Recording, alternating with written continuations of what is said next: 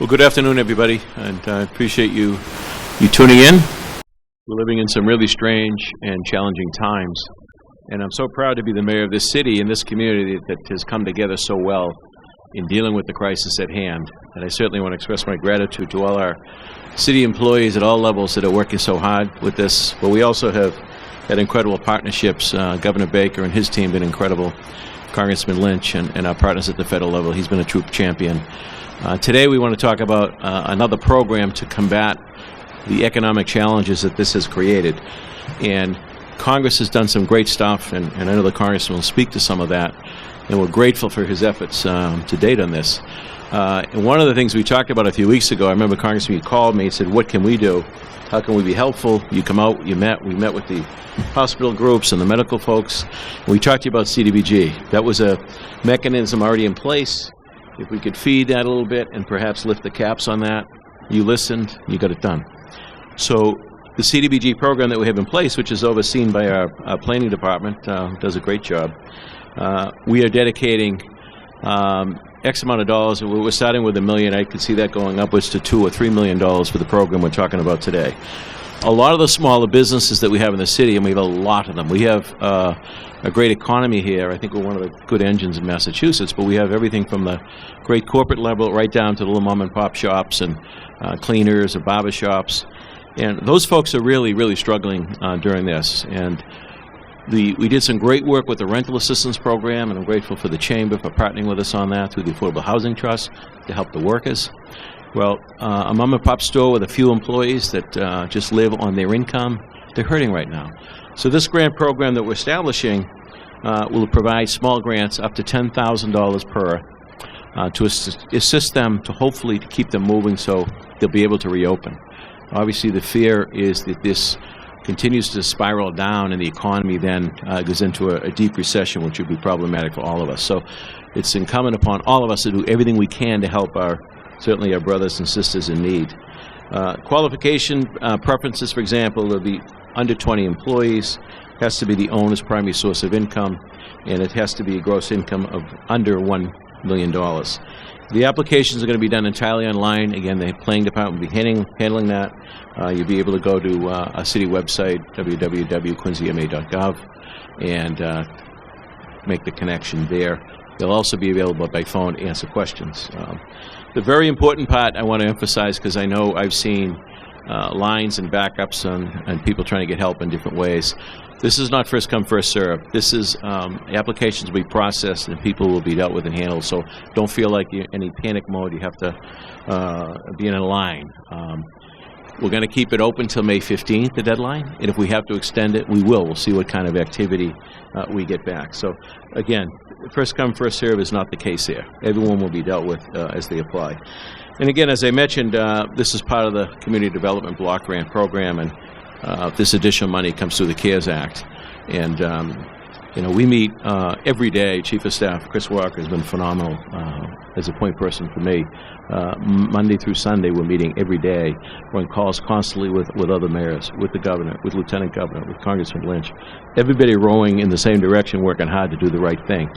And I couldn't ask for a better partner in Congressman Stephen Lynch. I mean, long before this crisis happened, this congressman's been in Quincy hundreds of times in his district. Sometimes socially, we've had dinner together, but many times dealing with issues that we're facing as a community. And we couldn't ask for a better champion in Congress. And Congressman, thank you for all your efforts. And if you wouldn't mind, join us and talk a little about the program. Thank you, Tom. I appreciate your kind words, and as always, I appreciate the great partnership we've had between yourself and also with Governor Baker. This has been, a seamless effort, I would say. Tim Cahill, good to see you again. Thanks for the great work that you've been doing as well. Just to follow up on the CDBG announcement, and as usual, I think Tom Coker's ahead of the curve on this. And I'll explain. When we pushed out the first tranche of money, which was $340 billion, which we tried to put into the SBA program in CARES 1, we also try to make sure that we funded the Community Development Block Grants. That's the CDBG, for those who are unfamiliar with it. But the CDBG monies give the authority and the discretion to our governors and our mayors, who we think have a better grasp on the needs within the state. So I have high confidence in Charlie Baker and in Mayor Koch that putting money into that CDBG pipeline will get to the people that need it most, because they're here every day. They're on the ground. They get the complaints and the phone calls. So when we did meet with Tom Koch early on in this crisis and with the public health officials, they were talking about, well, there's nothing there for our food pantry people and Father Bill's and Mannett Community Health Center, and how do we steer money to those people who are really on the front lines? And so we were able to put money into that program, but I think Tom anticipated that gap before a lot of other people did. And so what he's doing right now is what we're going to do again in the next bill. There's a debate going on in Washington right now about the need for additional money for states and municipalities. There's some disagreement there. It's not wide disagreement, I want to emphasize. I know that the majority leader in the Senate, Mitch McConnell, has said, that bankruptcy might be a better route for some states and cities. But that is not widely shared even among my Republican colleagues, I'm happy to say. That's something that I think is a unique viewpoint that he has. I would say that many of my colleagues, Republican and Democrat in the House, we realize that, look, if you make sure that Governor Baker has the resources he needs, if we have the assurance that Tom Koch has the resources he needs during this crisis, then the firefighters will be paid, the EMS and ambulance service will be paid, the police department, the public health officials. That infrastructure will be there, and so we'll be able to get through this crisis. So that's a debate that's going on right now. We were going to go back into session on May 4th, but that's been pulled back because of the fact that Washington, D.C. is now spiking. Northern Virginia, Maryland, and Washington, D.C. are in a peak right now with coronavirus, so they asked us to stand down for about a week and see how that proceeds. The other thing I would like to say is that I've been involved with the census, and we're trying to conduct a census for the purpose of the next redistricting and the next federal election. And I just want to put a notice out there that because of the coronavirus and the difficulty we're all facing, Quincy's numbers are down right now. And so that's not typical, because Quincy is a very patriotic and robust voting area, thank God. And I just want to make sure people understand, if they see this broadcast, that we need you to, the paper ballots have gone out in terms of the paper forms for filing for the census is very important. Filling out that census form, actually, because a lot of federal funding goes out by formula.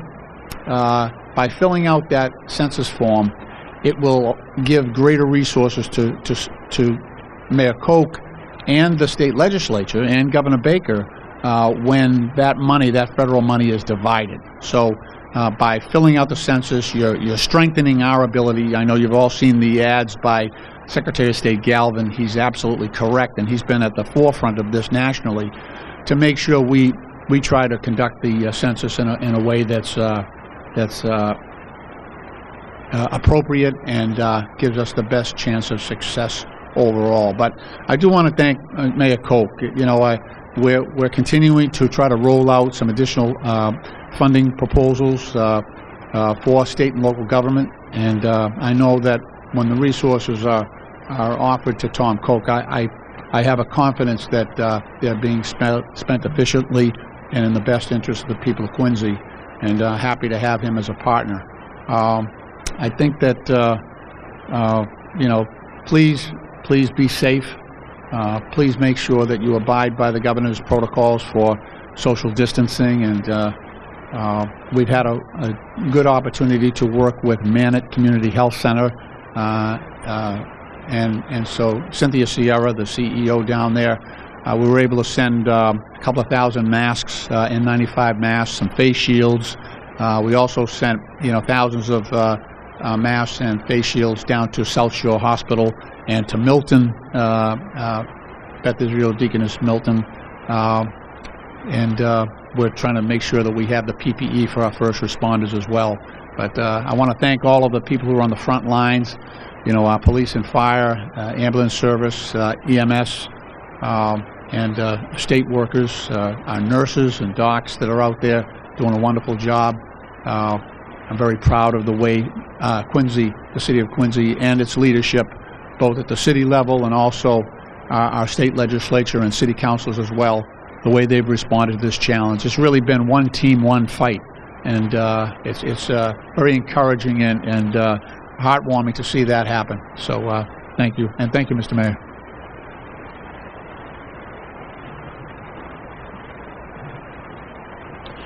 Thank you, Congressman. This has been weird to get used to.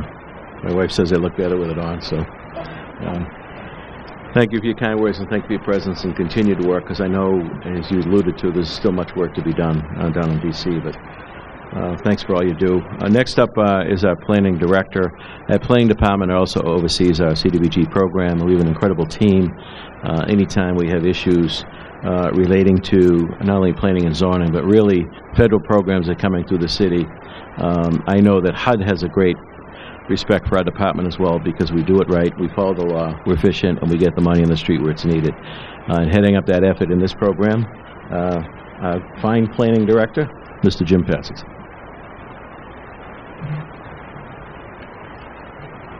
Thank you, Mr. Mayor. I'd like to talk about the how we're going to go about this. All 17 members of the Planning Department and Community Development Group are ready, willing, and able to assist in this process.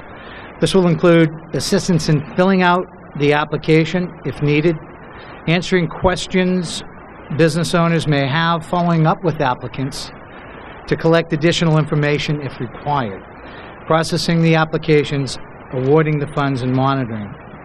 Jim Scribby will be the primary contact person for this program. Jim is the operations supervisor for economic development in the Planning and Community Development Department, and he can be reached at 617-376-1378, or James Scribby, Scribby is S-C-R-I-B-I, at quincyma.gov. The senior leadership of the economic development team that will administer this program includes Maureen Geary, who is our Director of Business and Government Relations, Sean Glennon, Community Development Director, Liz Manning, Senior Principal Planner, and Neil McCole, the PCD Director of Finance. Maureen will lead the marketing and outreach efforts to the businesses in the city. Sean is responsible for making sure that we comply with all federal programs and regulations. Liz is our senior planner for special economic development programs. And Neil, in addition to overseeing the program finances, has also been instrumental in developing the internal program workflow. Each of them plays a critical role in this process, and I want to thank them for their tireless effort in developing the program over a short period of time. They have taken best practices from other communities as well as creating Quincy-specific policies. And it's important to point out that we are going to be putting this out as user-friendly as possible. So the application itself is very user-friendly and can be found on the city's website at quincyma.gov, located in the banner at the top of the page. That banner will take applicants to a landing page where they can learn more about the program and apply for the funding. Each applicant will begin the process by registering as a new user in the system, which is very quick and an easy process. This registration process will not only ensure that a case number is properly assigned to the file, but will also be used to send an email to each applicant to confirm that we have received their application. Again, I'd like to reiterate the availability, knowledge, and commitment of the entire staff to administer this program and to benefit as many as possible. And finally, I'd like to echo the Mayor's thanks and appreciation to Congressman Lynch for his support, not only for the CDBG stimulus grant that will be used to fund the small business program, but also with his support for the CDBG program in general. What many of you don't know is since 1975, Quincy has received over $90 million in CDBG funding, which has been used to fund thousands of projects, including public infrastructure work, parks and playground projects, housing rehabilitation projects, and countless public service activities, including assistance to local food banks, community centers, veterans programs, and senior transportation. CDBG was also the primary funding source that created the Mannett Community Health Center that Congressman just spoke of in the late 70s. And Mannett, along with local agencies such as Quincy Community Action Program, have been key partners in working with the city to address the COVID-19 pandemic over the past several weeks. And we are proud of our support in providing these CDBG funds to these agencies over the years.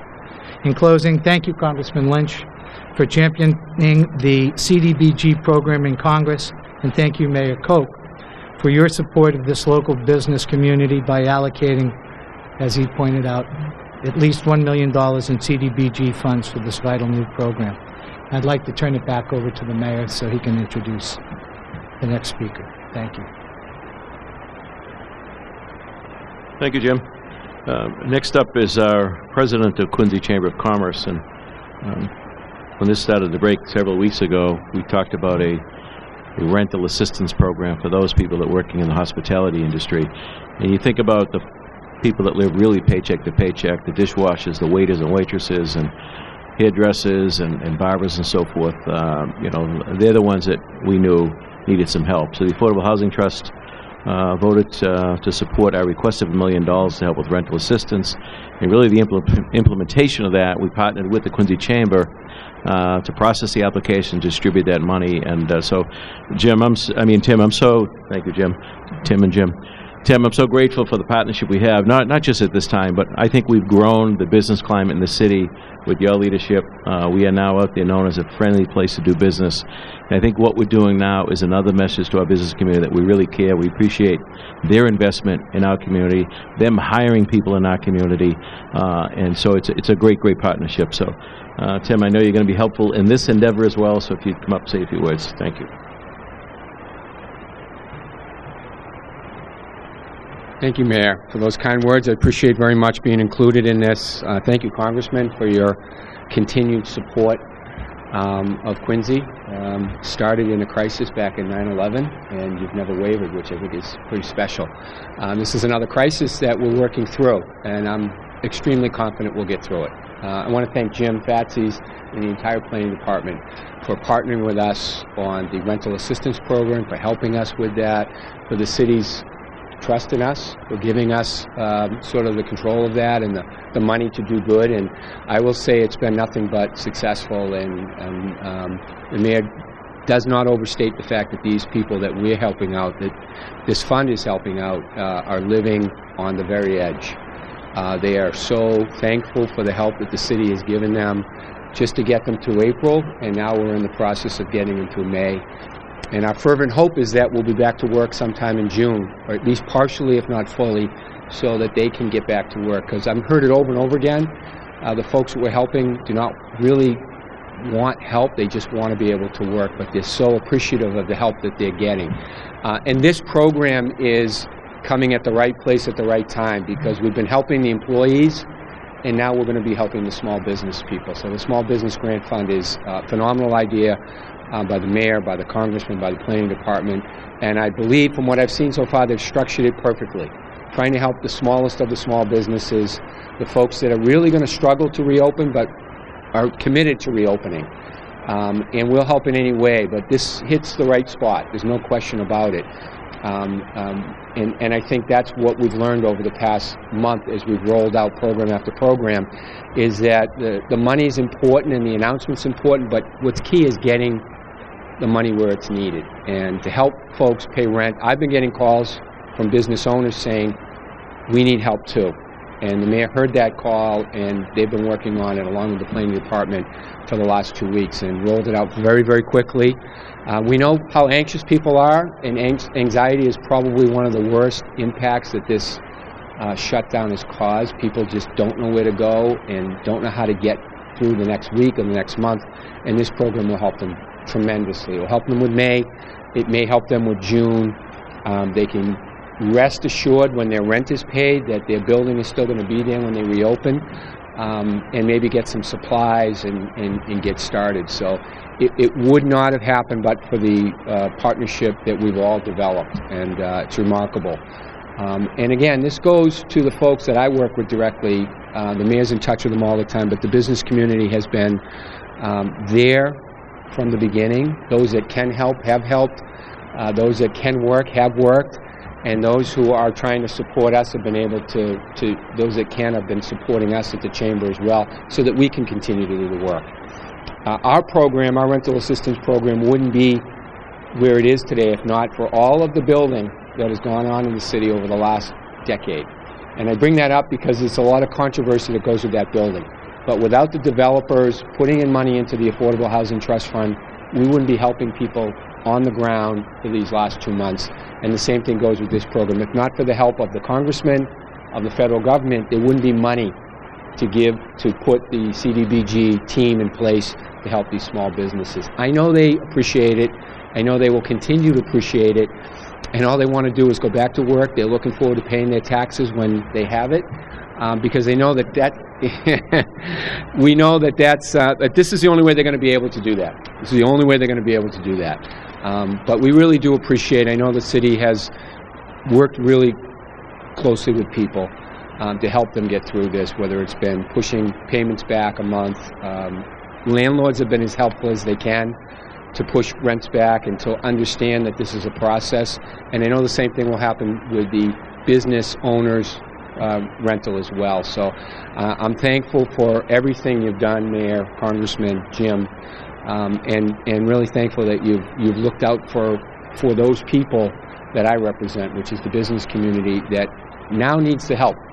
They didn't before, they weren't looking for it, but now they need it, and now it's here. And we greatly appreciate it. We'll do everything in our part to get the money where it belongs to those business people and the building owners, so that we can get America back to work again.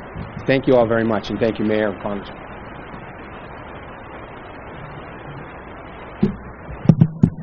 Thank you, Tim. I think when people read and see, when you're talking hundreds of billions of dollars, it's tough to grasp that. But a program like this kind of puts it in perspective for a lot of people that need this. This is a tangible result of the work going on in D.C. Again, thank you so much, Congressman. And I do want to acknowledge that in addition to this program, all the work that's being done every day, Ruth Jones, our health commissioner, has been remarkable with her staff, working with the police, fire department, Brewster Ambulance on the front lines. You mentioned Cynthia Sierra from Man at Health. We've been in touch with Harvard Pilgrim and BI and South Shore. Everybody really talking to each other, exchanging information, trying to be helpful to one another throughout this. Even the sewer and water guys and park guys, the infrastructure has to keep going. We've got to maintain our systems. They're out there every day doing that. Our teachers teaching remotely from home. Very different, very unique, and doing the best they can under the circumstances. Our food service people in our schools putting together the grab-and-go lunches, again, through federal money that some of these families need. These kids may not get 3 meals a day if not for that program. So I'm so proud of the way our communities come together, our nonprofits, our food distribution through our food pantries. Everybody's working so well. The YMCA stepping up, offering a facility, helping out with our homeless population. I could go on and on and on about the incredible response this community has had to this crisis. So thank you to one and all, and I'd be happy, or any of us would be happy to take any questions. Mary or Scott? You don't want to take the mask off?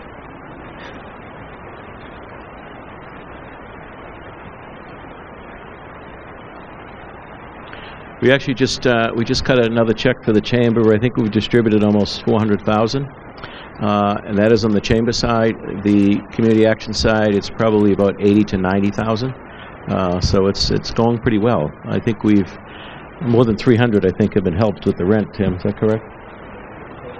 Close to 400. So it's working. And again, the Affordable Housing Trust made that vote.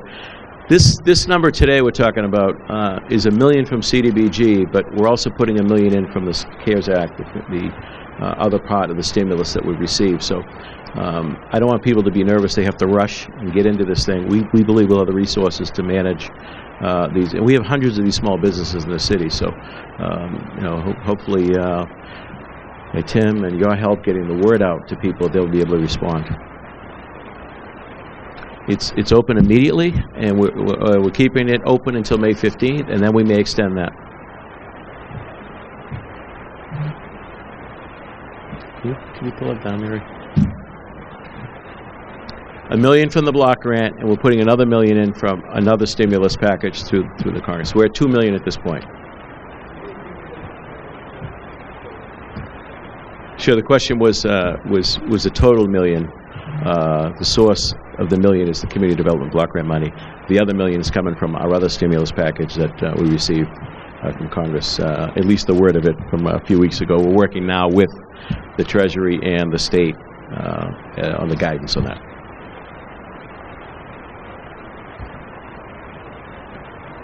$1.8 million, about $1.8 million, yeah. This is on top of that now. So this is extra money going into the, and that's the beauty of it. There's a mechanism in place to get this money on the street. We're not creating something brand new. So when I asked the congressman if they could change the wording and lifting caps and categories, they went much further than that and gave us more money to do these things. So even better.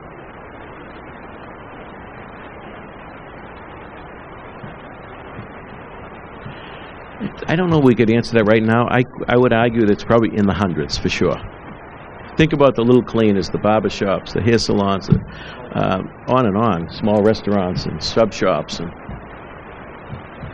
I think of, I don't know if you can't remember her name, but the woman that just opened Token Fire on Washington Street, she spent a year and a half renovating that place to get it up and running. I don't know if she was open a month or two, and this hit. So people like that, they're already in debt, trying to fulfill their business dreams. So any way we can help them get over this hump, I think is terrific.